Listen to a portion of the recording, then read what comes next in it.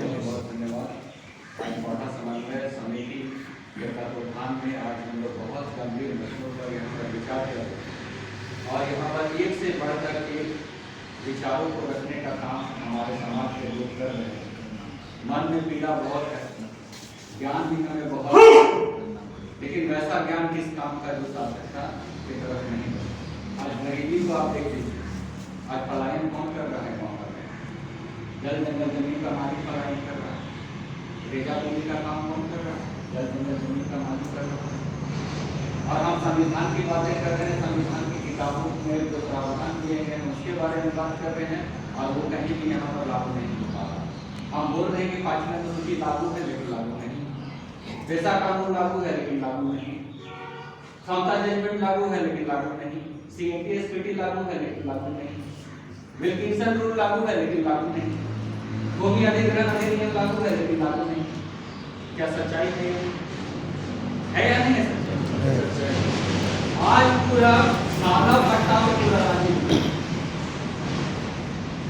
कल गोबला भी दिखेगा, 2018 में दिखेगा।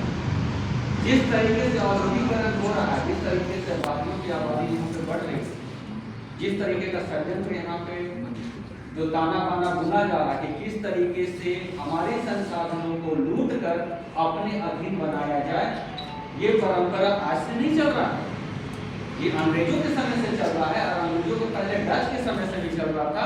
पुर्तगालियों ने भी ये काम करने का काम किया था, मुगलों ने भी यही करने का काम किया था, जो कि भारत को सोने का चिड़िया बोला।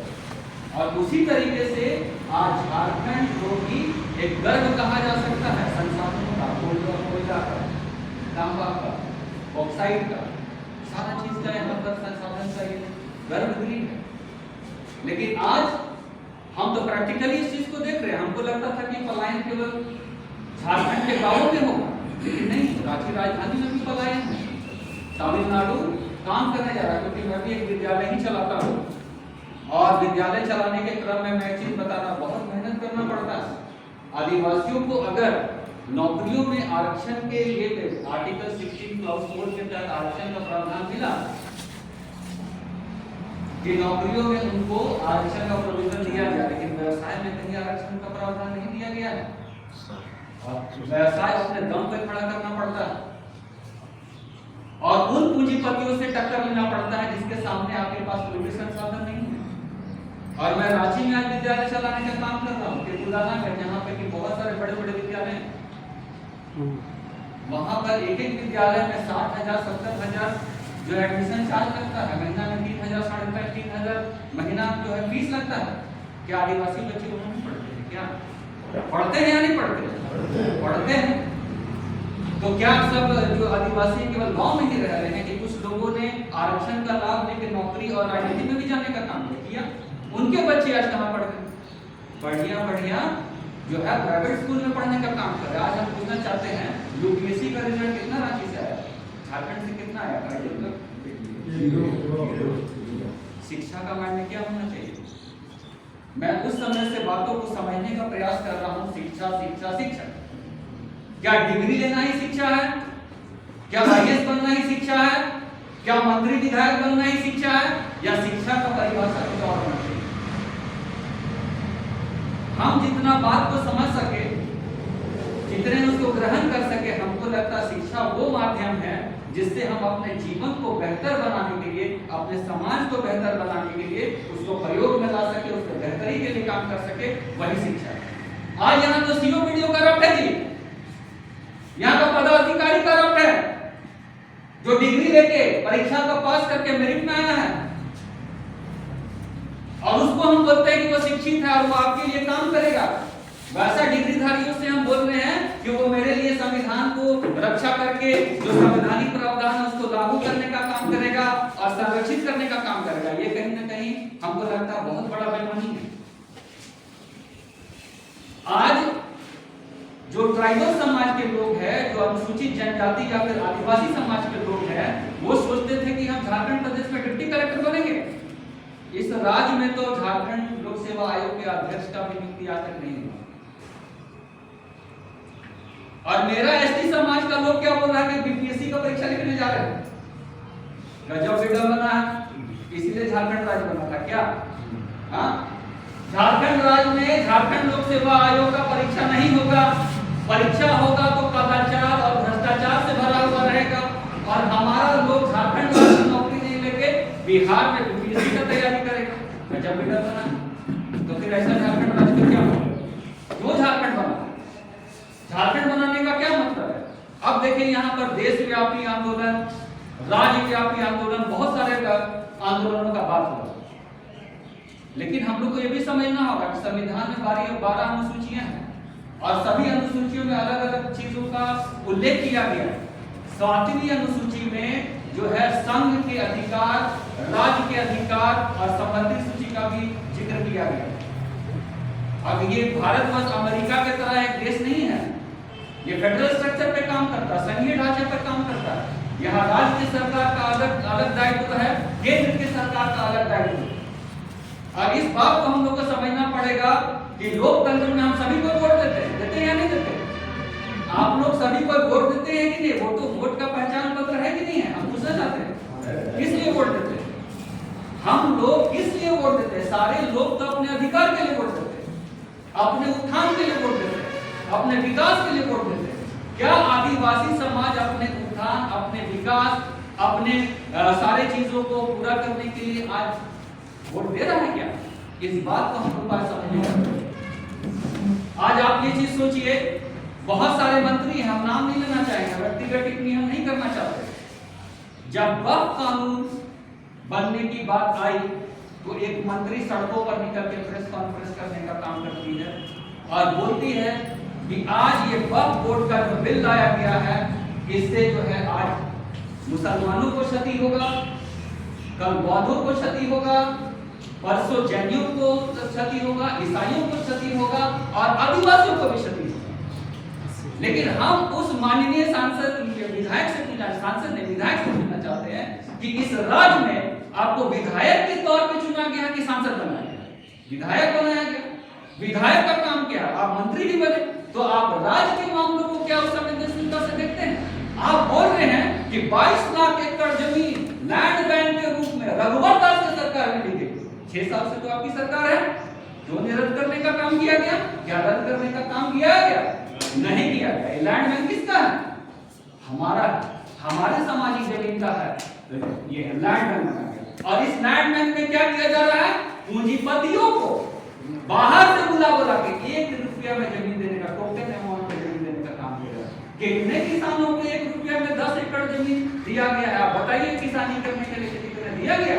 तो ये कौन सा मॉडल का जो विकास है झारखंड राज्य में किया जा रहा है?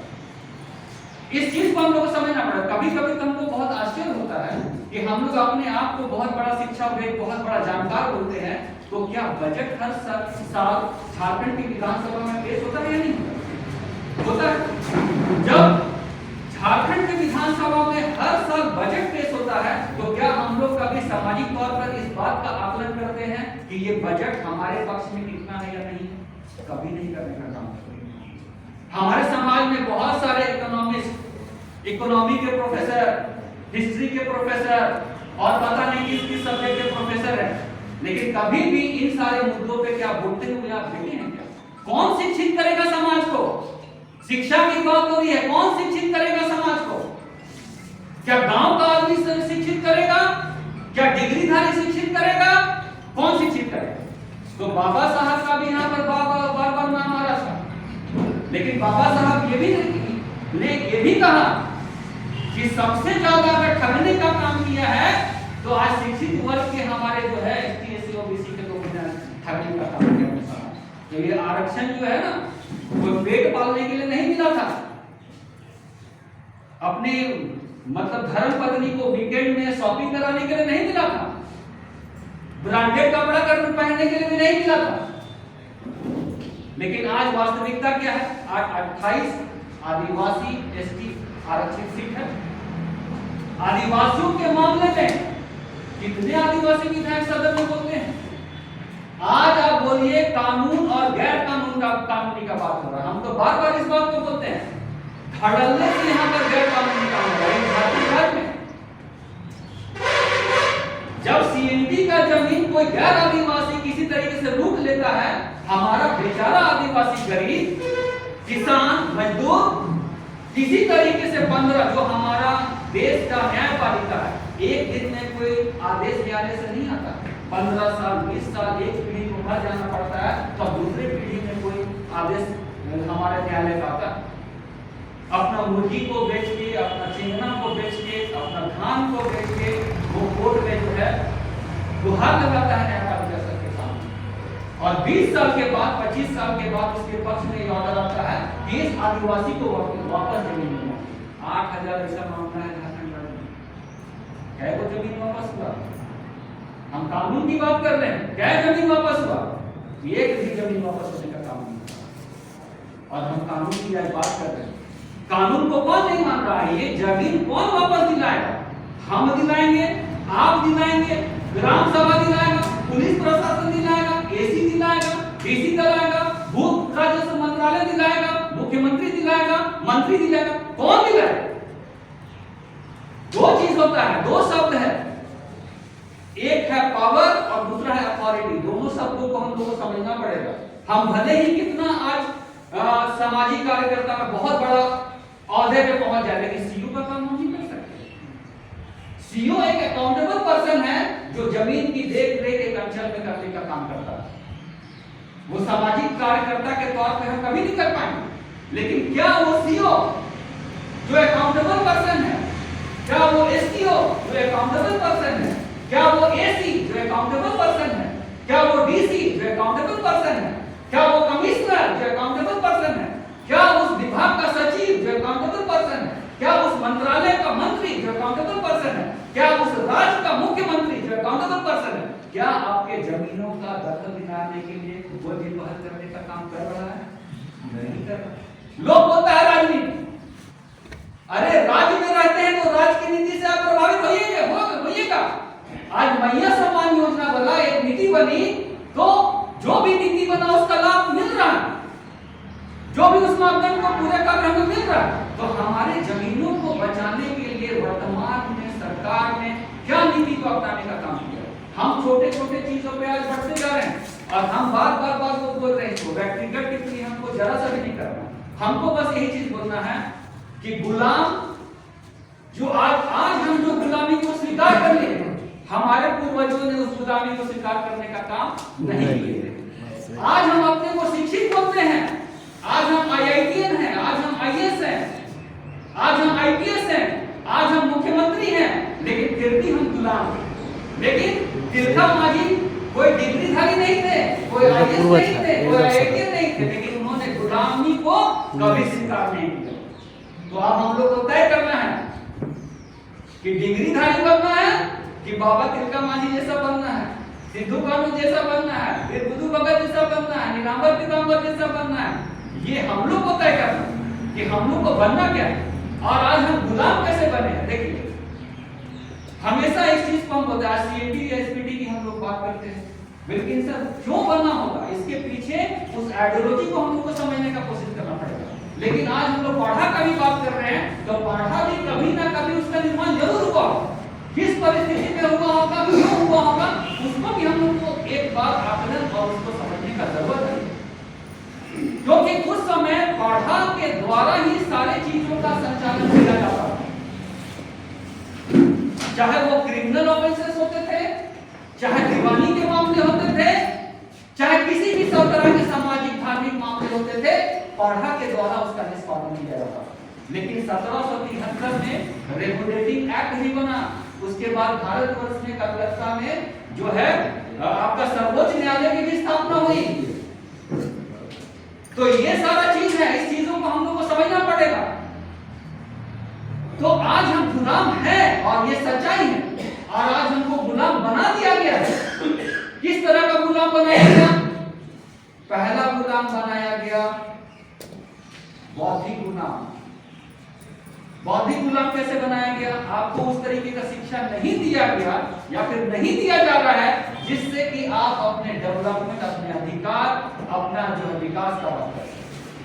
दूसरा, हमारे पूर्वज जो है शरीर से बलिष्ठ होते थे, बड़े बड़े को मार के छक्का छुड़ा देने का काम करते थे। उस समय जो हमारे दुश्मन थे हमसे लड़ने से परहेज करते थे। लेकिन आज गांव-गांव में आप देखिए 20 साल का जवान, 21 साल का जवान चलने के लायक नहीं है, लड़खड़ा रहा है, शरीर से उसको गुलाम बनाने का काम किया। दारू, नशा, पान हर गांव में, आप गांव से ले जाकर शहर में जाकर आपको यही चीज दिखेगा कि युवा जो, जिस युवा ने हर इतिहास के पन्ने पर बदलाव लाने का काम किया, आदिवासी समाज का वो युवा आज लड़खड़ा के चल रहा है, वो चलने के लायक नहीं है तो वो लड़ेगा। तीसरा, आर्थिक रूप से गुलाम बना दिया गया। और आज हमको ताजुब होता है कि अगर झारखंड में सबसे ज्यादा बैठक करने का काम करता होगा तो आदिवासी समाज का लोग काम करता है। हर दिन कहीं ना कहीं आदिवासियों का किसी न किसी मुद्दे पे बैठकें चल रहा है, लेकिन फिर भी आज विकास नहीं हो रहा। एक मारवाड़ी को आप रोज बैठक करते हुए नहीं देखेंगे, लेकिन सबसे ज्यादा विकास उसी का हो रहा है। ये कैसे हो रहा है, इसको हम लोग को समझना पड़ेगा। तो जब भारत आजाद हो रहा था तो अलग अलग प्लान के डेवलपमेंट में भारत को विकास करने की बात की जा रही थी, चाहे वो बॉम्बे प्लान हो, चाहे गांधीयन प्लान हो, जिससे कि आज हम कल्याणकारी भारत राज्य या देश का हम संकल्पना करते हैं, तो अलग अलग प्लान को अडॉप्ट करने की बात चल रही है। झारखंड राज्य तो बना, लेकिन झारखंड राज्य में किस आइडियोलॉजी से डेवलपमेंट होगा, इसको क्या आज निर्माण करने का काम किया गया? नहीं किया। जिसको जो मन, जो पार्टी आ रहा शासन में अपने हिसाब से शासन कर रहा, और सामाजिक तौर पे हम लोग इतने एकजुट और इतने मतलब हम लोग का रोड मैप भी नहीं है, ब्लूप्रिंट भी नहीं है, विजन भी नहीं है कि समाज और राज्य को किस तरीके से आगे बढ़ाना। तो दो तरीके से तो गुलाम हम बन गए, बौद्धिक रूप से गुलाम बने, शारीरिक रूप से गुलाम बने, शैक्षणिक रूप से गुलाम बने, और चौथा जो है आपका राजनीतिक रूप से भी गुलाम बने। आज जो भी 28 आदिवासी विधायक हैं वो पार्टी का है, वो पपेट, हमारा एक पपेट है, वो पार्टी की आइडियोलॉजी में वो चल रहा है। अगर बीजेपी में है तो बीजेपी की आइडियोलॉजी से चल रहा है, अगर कांग्रेस में है तो कांग्रेस की आइडियोलॉजी से चल रहा है, अगर जेएमएम में है तो जेएमएम की आइडियोलॉजी से चल रहा है। आदिवासी के आइडियोलॉजी से कोई भी यहाँ चलने वाला नहीं है। लेकिन हमको आज ये चीज बड़ी समझना होगा कि 1915 में छोटा नागपुर उन्नति समाज का जो है स्थापना हुआ, और उसके 10 साल बाद राष्ट्रीय स्वयंसेवक संघ का स्थापना 1925 में। लेकिन आज आरएसएस पूरा देश में राज कर रहा है, लेकिन छोटा नागपुर उन्नति समाज जिस उद्देश्य से बना था उसका गलत उद्देश्य आज कहीं दूर दूर तक नहीं दिख रहा।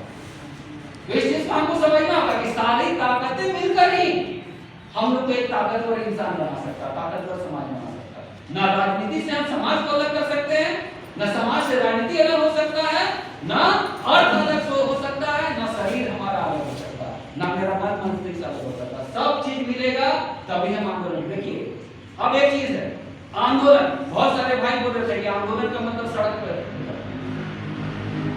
प्रभात खबर का टैगलाइन हुआ था अखबार नहीं आंदोलन। पढ़े थे कभी? आदिवासी समाज में कितना मीडिया हाउस ये भी है क्या? हम भाषा के संरक्षण की बात कर रहे हैं, संवर्धन की बात कर रहे हैं। कम से कम नागपुरी भाषा में ही एक अखबार छपता है क्या झारखंड? नहीं छपता। तो सारा काम सरकार नहीं करेगी। हम सोचेंगे कि मेरा सरना मसना को सरकार ही जो है चिन्हित करके उसको सुंदरीकरण कर दे, सब कुछ सरकार ही कर दे, राशन भी सरकार ही दे दे, मेरा बच्चा को भी सरकार ही पढ़ा दे, सब कुछ सरकार ही कर दे, तो सरकार पे ही आपको डिपेंड रहना पड़ेगा। अपने स्तर से आप कुछ नहीं कर पाएंगे।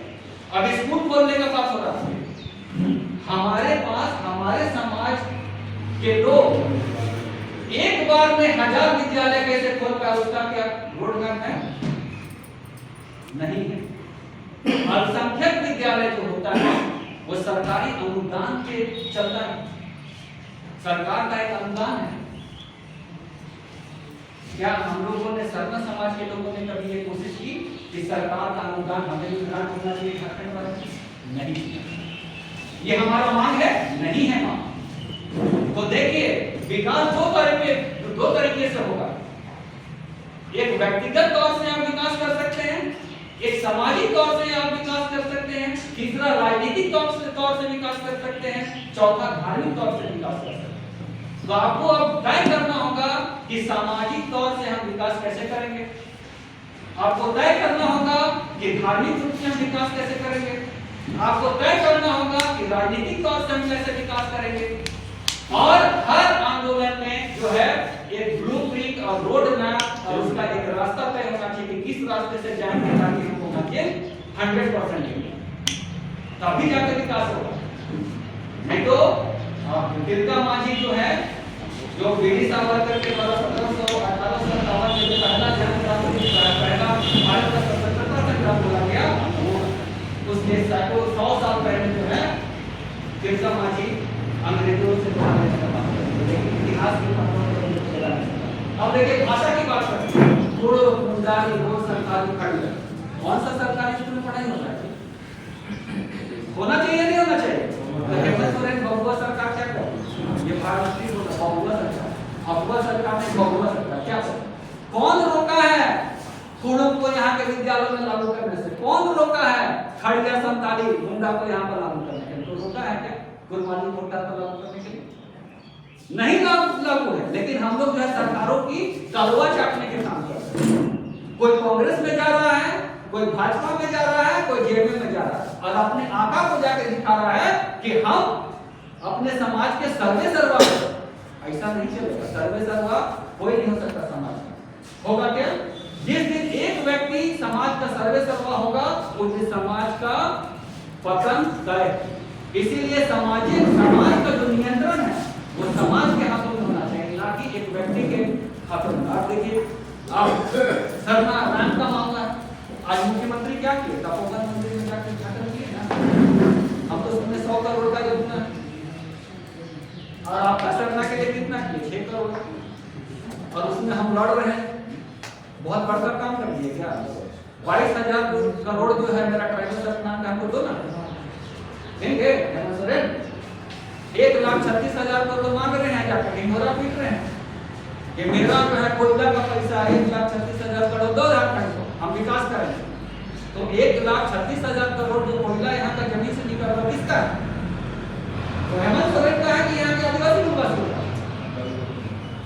लेकिन वो 1,36,000 करोड़ रुपया लेके आएंगे तो स्पेन गए हैं आदिवासी लोग, वहां से पूंजीपति लोग को लेके आएंगे और वो 1,36,000 करोड़ से क्या होंगे, पूरा रिश्वत देने का काम करेंगे कैपिटलिस्ट, और आपको बंधुआ मंजिल बना के पलायन करने के लिए मजबूर करवा देंगे। तो ऐसा नीति झारखंड राज्य में चल रहा है। इसीलिए हम लोग चाहेंगे कि हम लोग एक युवा है, युवा में जोश होता है, कुछ भी कर दोगे अपने का अच्छी, युवा को चाहिए रिजल्ट। अब हो गया गोल गोल बात, और गोल गोल बात बहुत दिन से होता है। अब युवा परेशान हो चुका है, और इसीलिए आप देखे होंगे कि मुख्यमंत्री को भी जो है काला पट्टा दिखाने का काम किया है ना, क्योंकि वो इस बात को समझ रहा है कि उसके धर्म, आस्था, अस्तित्व, उसके भाषा, उसके जल जगह जमीन के साथ यहाँ पर वो बृहद पैमाने पर खिलवाड़ हो रहा है। और अब हम लोग यही चाहते हैं कि जितने भी बुद्धिजीवी हैं जो हमारे आदिवासी सरना समाज में बचे हुए युवाओं का मार्गदर्शन करने का काम करें, ताकि हम लोग एक निर्णायक लड़ाई झारखंड राज्य में लड़े, क्योंकि समस्याएं अनगिनत हैं और उसके लिए हम लोग एक रोडमैप बनाना होगा। और आपको अगर छत या आपको अगर 10 मंजिले इमारत पे चढ़ना है तो सीढ़ी, और एक सीढ़ी, दूसरा सीढ़ी, तीसरा सीढ़ी, इस तरीके से सीढ़ी क्रॉस करके ही पहुंच सकते हैं। एक दिन में हम हवा में नहीं जा सकते, तो उसके लिए एक रोडमैप बनाने की जरूरत है कि हमारा डिमांड क्या होना चाहिए। जैसे अगर हम बोले कि हमारा सरना, तो जिस तरीके से संडे को क्रिश्चियन समाज के लोग चर्च जाते हैं, जिस तरीके से फ्राइडे को जुम्मा का नमाज अदा किया जाता है, क्या सरना आदिवासियों को सरना में जाने का स्वतंत्रता है? आप ऑफिस जा रहे हैं, कॉलेज जा रहे हैं, तो क्या आप जा पाइएगा? हाँ या ना? तो हम तो मांग करना चाहते हैं कि बृहस्पतिवार को अच्छी छुट्टी मिलनी चाहिए, अवकाश होनी चाहिए, ताकि सरना समाज के लोग अपने सरना में जाके अपनी आस्था का प्रकट कर सकें। अच्छा, दूसरा एक कंफ्यूजन भी रहता है, कुछ हमारे धार्मिक अगुवा बोलते हैं कि महिलाओं को सरना में जाना चाहिए, कोई धार्मिक अगुवा बोलते हैं कि नहीं जाना चाहिए, और ये हमारे शिक्षा भी नहीं बोलते, तो इसमें हम लोग कंफ्यूज हो जाते हैं कि कौन सही बोल रहा है ना। तो इन सारे मामलों को मतलब सार्वजनिक करने के पहले हमको लगता है कि इस पर चर्चा होना चाहिए, उसके बाद ही सार्वजनिक हो, ताकि मतभेद का पता नहीं चल सके कि हमारे समाज में क्या होना है। अजय की गलती क्या है? अजय तिर्की ने एक ही गलती किया कि वो समाज के विरोध में गया और वो हमेशा बोला कि सरकार जो काम कर रही है वो सही काम कर रही है, रोड में बना रही है तो सही बना रही है, यहाँ से वो जो रैंप उतार रही है तो सही उतार रही है। क्या यहाँ के लोग को पता नहीं था कि यहाँ पर इस तरीके से डीपीआर बना हुआ? आपको पता था ना भैया? अगर आपको पता था तो आपने कितने लोगों को बताने का काम नहीं किया? तो जिम्मेवार है कि नहीं है? तो जब समाज एक तरफ खड़ा है तो अगर आप उसके पक्ष में नहीं खड़ा कर सकते हैं तो विरोध भी नहीं करना चाहिए। फिर वो क्या बोल रहा है कि एफआईआर करवा देंगे, जेल में डलवा देंगे, चीर देंगे, मार देंगे, फाड़ देंगे। एक सामाजिक अगुवा इस तरीके का अगर बात करेगा तो एक जो बच्चा जो अभी समाज के प्रति एक लालियतपन लेके पैदा हो रहा है, समाज के लिए कुछ कर गुजरने को उसमें लालसा पैदा हो रहा है, उसका मन तो छोटा हो जाएगा। वो अपने ही बहनों को बोल रहा है कि मार देंगे, चीर देंगे, फाड़ देंगे, जेल में डलवा देंगे। इस तरह का भाषा है, इस तरह चीज को हमको समझने का कोशिश करना है। हम फिर भी ये बोल रहे हैं, नहीं बोल रहे हैं कि आगे कुछ गलत हो सकता है कि अपने तरीके से वो सही है, लेकिन उसको कुछ भी स्टेटमेंट देने के पहले अपने लोगों को विश्वास में लेके स्टेटमेंट दे, तब हमको लगता है समाज बचेगा। यहाँ तो हर लोग अपने तरीके से समाचार पत्र में जाके अलग अलग तरह का स्टेटमेंट देता है। अजय भाई थोड़ा समय का भी ध्यान दिया जाए। हाँ, चलिए बहुत बहुत धन्यवाद। मेरे बातों को ध्यानपूर्वक सुना और मुझे बोलने का मौका दिया गया और विश्वास है कि आने वाले समय में जो है ना, एक अच्छा परिणाम में हम लोग इसको परिवर्तित कर सकेंगे।